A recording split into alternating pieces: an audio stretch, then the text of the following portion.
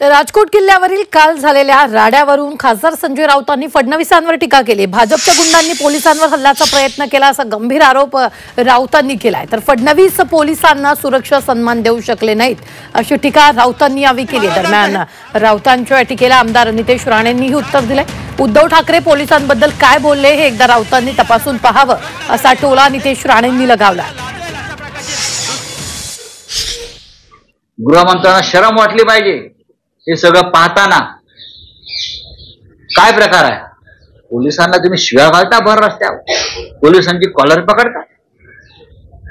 गृहमंत्री आहात ना आपण, तुमच्या काळजाला धक्का नाही बसला की माझ्या पोलिसांवर माझ्याच पक्षाचे गुंड शिव्या घालतायत, धक्काबुक्की करतायत, धमक्या देतायत? काय चाललंय या राज्यामध्ये?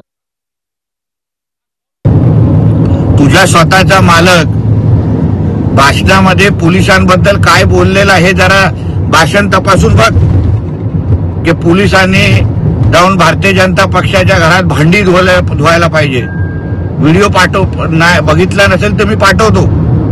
तुझ्या मालकाचा भाचा हा आमच्या घराच्या बाहेर येऊन पोलिसांच्या अंगावर कसा गेलेला त्याचे व्हिडिओ तुला पाठवतो।